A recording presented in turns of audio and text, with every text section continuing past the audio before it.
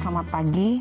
Sebelum kita belajar lebih jauh dari kebenaran firman Tuhan pagi hari ini, terlebih dahulu kita akan berdoa. Segala pujian hormat hanya bagimu. Pada saat pagi hari ini, kami sangat mengucap syukur atas kebaikan Tuhan, di mana ada kesempatan bagi kami untuk bersama-sama belajar dari kebenaran firman-Mu. Engkau pakai hamba-Mu untuk menjadi saluran berkat-Mu. Setiap iblis setan kuasa gelapan bentuk apapun, roh intimidasi dan kegelapan yang membuat kami tidak mengerti akan kebenaran firman-Mu, kami tolak di dalam nama Yesus. Bila kebenaran firman Tuhan ini jatuh di tanah yang subur, Tuhan memberkati kami. Pemberitaan firman Tuhan ini hanya di dalam nama Tuhan Yesus Kristus, Allah kami yang hidup. Haleluya, amin.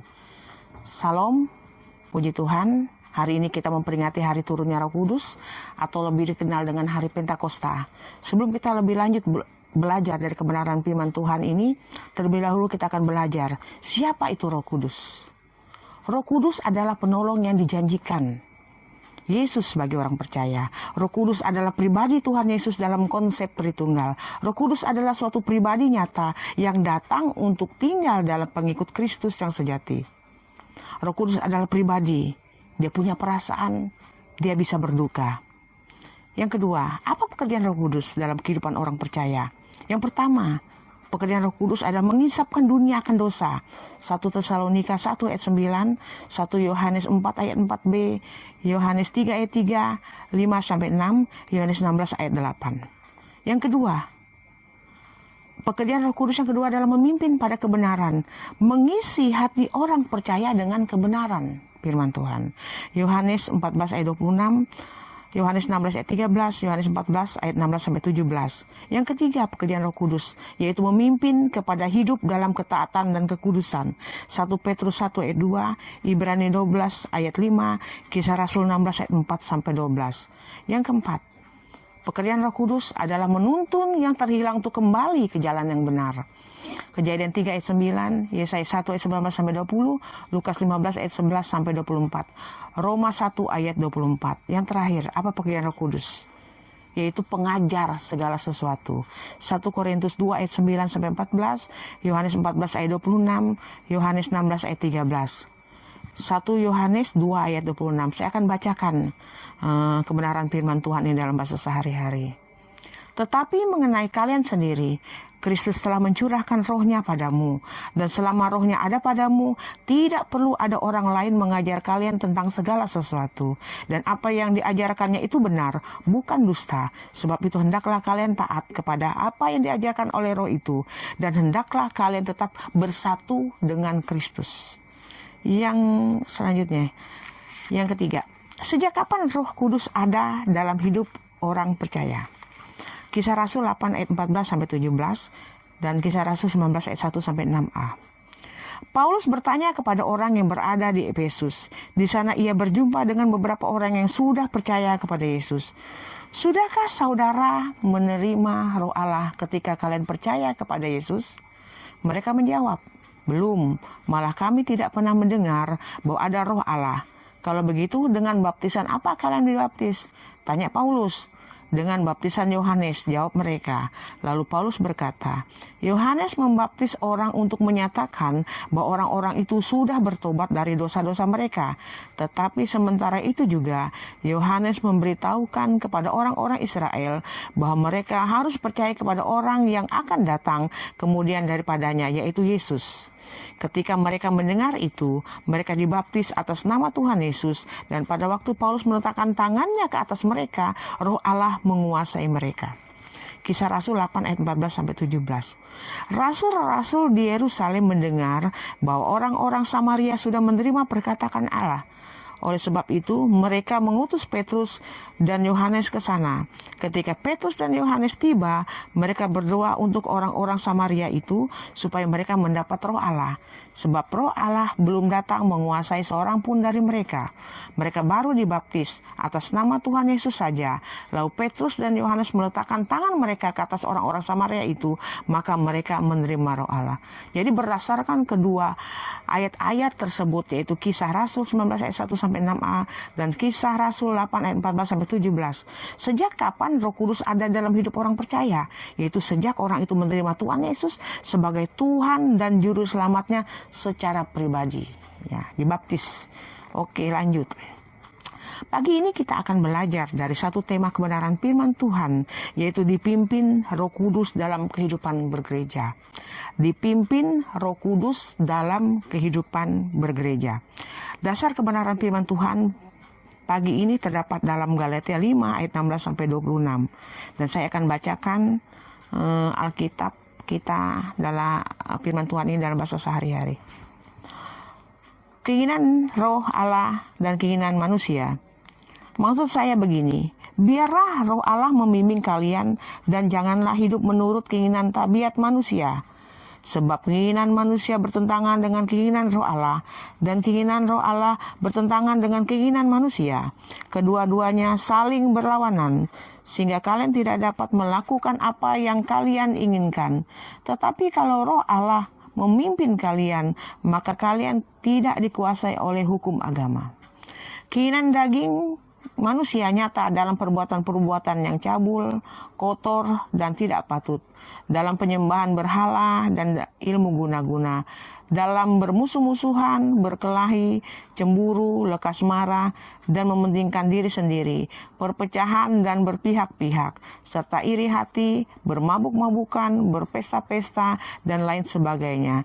Terhadap semuanya itu, saya peringatkan kalian sekarang, sebagaimana saya peringatkan kalian dahulu juga, bahwa orang-orang yang melakukan hal-hal seperti itu tidak akan menjadi anggota umat Allah. Sebaliknya, kalau orang-orang dipimpin oleh Roh Kudus, hasilnya ialah mereka saling mengasihi, mereka gembira, mereka mempunyai ketenangan hati, mereka sabar dan berbudi, mereka baik terhadap orang lain, mereka setia, mereka rendah hati, dan selalu sanggup menguasai diri. Tidak ada hukum agama yang melarang hal-hal seperti itu. Orang-orang yang sudah menjadi milik Kristus Yesus, orang-orang itu sudah mematikan tabiat manusianya dengan nafsu dan keinginannya. Roh Allah sudah memberitahukan kepada kita hidup yang baru. Oleh sebab itu, ia jugalah harus menguasai hidup kita.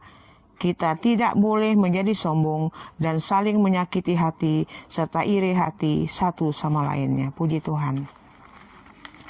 Ya, pada saat seseorang diselamatkan, ada banyak hal yang terjadi dalam kehidupan orang tersebut. Ia dilahirkan kembali oleh Roh Kudus, didiami oleh Roh Kudus, dan dimateraikan dengan Roh Kudus. Dalam pelayanan Roh Kudus dalam kehidupan kita orang percaya tidak berhenti pada saat kita telah bertobat saja. Ya, melainkan Roh Kudus terus bekerja lebih jauh lagi. Ia memenuhi setiap orang Kristen dengan menuntun umat Kristiani agar hidup sejalan dengan kehendak Allah. Asal dengan syarat orang percaya mau menyerahkan hidupnya, mengizinkan Roh Kudus menguasai hidupnya. Ya, tujuan Allah dalam kehidupan kita sebagai orang Kristen yaitu supaya kita bisa diubah menjadi serupa dengan gambaran Kristus. Roma 8 ayat 29a. Mereka yang telah dipilih oleh Allah telah juga ditentukan dari semula untuk menjadi serupa dengan anaknya yaitu Yesus Kristus. Jadi tujuan Allah dalam hidup kita, ia mau supaya kita apa? Menjadi serupa dengan anaknya Yesus Kristus. Salah satu cara Roh Kudus menolong kita untuk menjadi serupa dengan Yesus yaitu dengan menolong kita untuk hidup bagi Allah. Yaitu dengan apa? Dengan memberikan teladan karakter yang dikehendakinya. Untuk apa? Untuk kita kembangkan dalam kehidupan kita. Yaitu karakter yang dipancarkan kembali dalam diri orang percaya. Yaitu karakter tersebut adalah sifat-sifat dasarnya suka memberi. Ya. Sifat kebaikannya, sifat dasarnya yang kudus, sifat dasarnya untuk mengampuni dan memberikan berkat, ya. Sifat dasarnya selalu mengatakan hal-hal yang sebenarnya, kemahatauannya, ketetapan dan kekekalan, ya. Yang menjadi permasalahannya sekarang, banyak orang yang percaya Tuhan Yesus belum menjadi serupa dengan Yesus. Mengapa? Karena hidupnya belum mau dipimpin oleh Roh Kudus. Hidupnya belum sepenuhnya dikendalikan oleh Roh Kudus. Ikut Tuhan lama, menjadi Kristen bertahun-tahun, tidak jaminan hidup orang percaya tersebut dikuasai oleh Roh Kudus. Kalau dia tidak menyerahkan hidupnya ya sepenuhnya dikendalikan oleh Roh Kudus. Kalau kita tidak mau menyerahkan hidup kita untuk dikendalikan Roh Kudus, maka hidup kita menjadi tidak maksimal dalam kita menyembah Allah. Ya, biarlah melalui kebenaran firman Tuhan pagi ini menyadarkan kita untuk melihat ya bahwa penting sekali Roh Kudus itu mengendalikan hidup kita. Penting sekali Roh Kudus itu mengendalikan hidup kita. Penting sekali Roh Kudus itu memimpin hidup kita. Ya. Kalau hati kita mau terbuka untuk dipimpin oleh Roh Kudus, maka kita mau melakukan kehendak Allah dalam kehidupan kita. 1 Petrus 2 ayat 12 dan 16.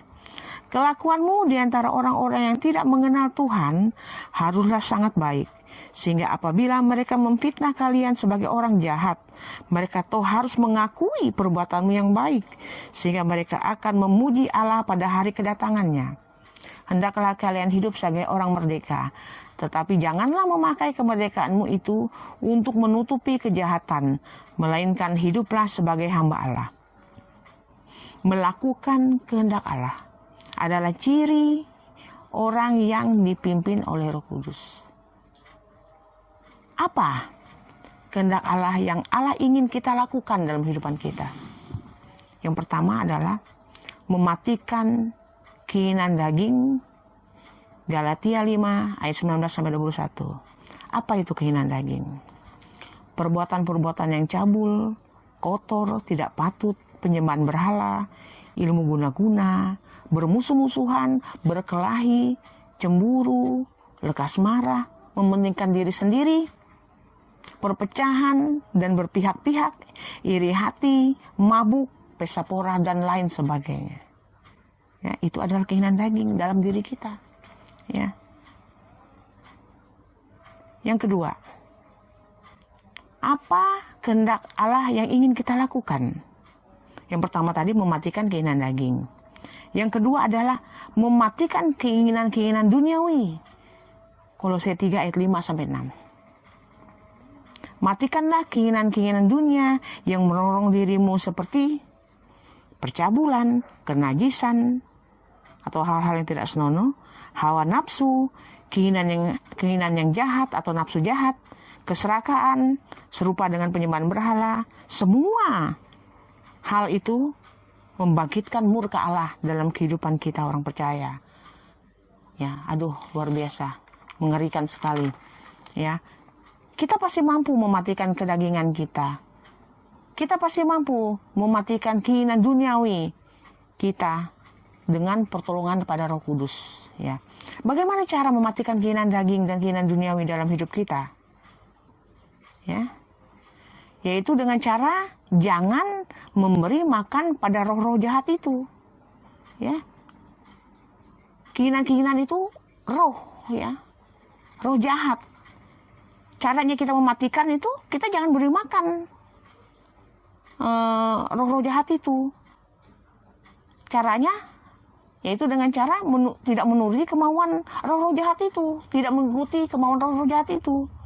Ya, kalau kita menuruti, memberi makan roh-roh jahat itu, artinya kita itu memperbesar kerajaan roh-roh jahat itu dalam hidup kita. Ya. Dan itu membuat Allah menjadi murka. Ya. Jika roh-roh jahat itu ingin kita melakukan kemauan mereka, maka kita minta kekuatan daripada Roh Kudus untuk melawan setiap kedagingan kita, melawan setiap keinginan duniawi kita. Kita tolak dalam nama Yesus. Jika ada roh itu mengganggu kita, menuntut kita untuk melakukan hal-hal yang jahat dalam kehidupan kita, kita tolak itu dalam nama Yesus. Jangan turuti kemauan roh-roh jahat itu. Yang kedua, Bagaimana cara mematikan keinginan daging dan keinginan duniawi dalam kehidupan kita? Yaitu kita dengan rajin berdoa, baca Alkitab, beribadah, yang menjadi pelaku firman. Itu kita mematikan kedagingan kita. Galatia 5 ayat 24 sampai 25. Orang-orang yang sudah menjadi milik Kristus Yesus, orang-orang itu sudah mematikan tabiat manusianya dengan segala nafsu dan keinginannya. Roh Allah sudah memberikan kepada kita hidup yang baru. Oleh sebab itu, Ia jugalah harus menguasai hidup kita. Ya, kita minta Roh Kudus menguasai hidup kita, supaya kita bisa mematikan setiap keinginan daging, setiap keinginan duniawi yang menyerang kehidupan kita. Yang kedua, kalau kita mau terbuka, kalau hati kita mau terbuka untuk dipimpin oleh Roh Kudus, maka kita bisa menjadi teladan. Ya. 2 Korintus 3 ayat 2-3. Saudara sendirilah surat pujian kami, yang tertulis di dalam hati kami, dan yang dapat diketahui dan dibaca oleh setiap orang. Mereka sendiri dapat melihat bahwa saudara merupakan surat yang ditulis Kristus, yang dikirim melalui kami. Surat itu ditulis bukan dengan tinta, tetapi dengan Roh Allah yang hidup. Bukan juga di atas batu tulis, tetapi pada hati manusia. Kita ini adalah suratan yang terbuka. Orang melihat perbuatan kita. Apakah jadi berkat atau tidak? Apakah jadi teladan atau tidak? Orang yang melihat kita. 1 Timotius 4 ayat 12. Hendaklah engkau menjadi teladan bagi orang-orang percaya. Teladan dalam perkataan, tingkah laku, dalam kasih, dalam kesetiaan, dan dalam kesucian. Orang yang dipimpin oleh Roh Kudus, ya, pasti bisa menjadi teladan. Sebagai pengikut Kristus, keberadaan kita memang harus menjadi teladan. Harus menjadi berkat bagi orang di sekeliling kita. Mungkin kita pernah melihat atau mendengar orang berkata seperti ini. Alim betul dia ya, rohani betul dia ya, rajin ibadah ya. Tapi tidak sangka ya, kalau sudah marah meledak-ledak. Kalau sudah marah, ngamuk dan lain sebagainya, tidak ada kesabaran di kehidupan dia, padahal rajin ibadah. Nah, tidak sangka ya, masih saja selingkuh. Tidak sangka ya, masih saja ngomongin orang. Tidak sangka ya, masih saja cari kejelekan orang. Tidak sangka ya, dekat Tuhan tapi pelitnya minta ampun. Sombongnya minta ampun. Ya. Selalu cari salah orang. Sulit mengampuni. Dan lain sebagainya. Ya, sebagai orang beriman, dilihat dari perbuatan kita. Orang yang beriman itu dilihat perbuatannya. Betul deh, dia itu beriman. Kadang-kadang banyak sih orang mengatakan dia percaya Tuhan, tapi kelakuannya tidak menunjukkan bahwa dia orang yang percaya Tuhan. Sangat menyedihkan. Ya. Firman Tuhan dalam Maleakhi 2 ayat 2a. Kata Tuhan, hormatilah aku dengan perbuatanmu. Kata Tuhan, hormatilah aku dengan perbuatanmu. Jadi kita itu menghormati Tuhan dengan apa? Dengan menunjukkan dengan perbuatan kita. Kalau kita percaya Tuhan, menghormati Tuhan, terpancar dari perbuatan kita. Ya. Kalau orang yang belum dikuasai oleh Roh Kudus pasti belum bisa menjadi teladan dalam hidupnya. Pasti. Ini sangat berbahaya. Ya. Bagaimana kita bisa jadi berkat? Ya. Orang yang belum bisa jadi teladan, orang yang belum bisa jadi teladan sulit jadi berkat bagi orang lain. Ya. Yang pasti orang yang belum bisa jadi teladan itu pasti jadi batu sandungan bagi orang lain. Buat orang lain berdosa. Ya, buat orang lain jauh dari Tuhan. Mungkin ada orang pernah berkata seperti ini, rajin ibadah, tapi kelakuannya itu, mendingan aku deh, tidak sembahyang, tapi kelakuanku masih baik. Ya, orang yang tidak bisa menjadi teladan, tanpa dia sadari bahwa dia itu bisa menyebarkan kepahitan lewat perbuatannya. Orang yang tidak bisa menjadi teladan pasti buat orang jadi kesal, buat orang jadi jengkel, buat orang jadi marah, buat orang jadi kecewa melihat perbuatannya, melihat kelakuannya. Puji Tuhan, firman Tuhan pada saat ini mengajak kita untuk bisa memahami, ya, pentingnya Roh Kudus mengendalikan hidup kita. Pentingnya Roh Kudus itu memimpin hidup kita. Tuhan Yesus itu mengenal kita. Tuhan Yesus tahu kita ini butuh Roh Kudus. Kesimpulan firman Tuhan pagi ini mengajak kita untuk kita bisa memahami pentingnya Roh Kudus mengendalikan hidup kita. Pentingnya Roh Kudus memimpin hidup kita. Tuhan Yesus mengenal kita. Tuhan Yesus tahu kita butuh Roh Kudus. Makanya Ia mengirim Roh-Nya untuk menolong kita, orang percaya. Tuhan Yesus tidak mau kita menjadi yatim piatu.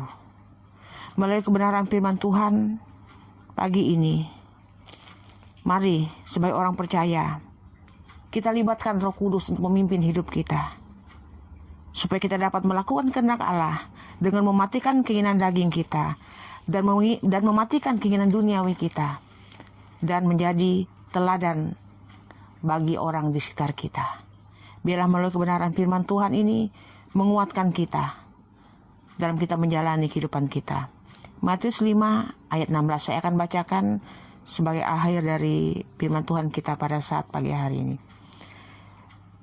Begitu juga terangmu harus bersinar di hadapan orang, supaya mereka melihat perbuatan-perbuatanmu yang baik, lalu memuji Bapamu di sorga. Puji Tuhan. Mari kita berdoa.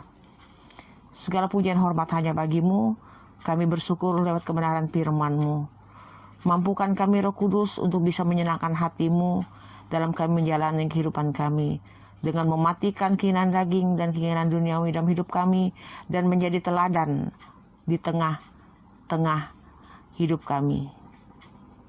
Tuhan, terima kasih atas kebaikan-Mu lewat kebenaran firman-Mu. Engkau pimpin kehidupan kami seterusnya. Di dalam nama Tuhan Yesus Kristus, Allah kami yang hidup. Haleluya. Amin.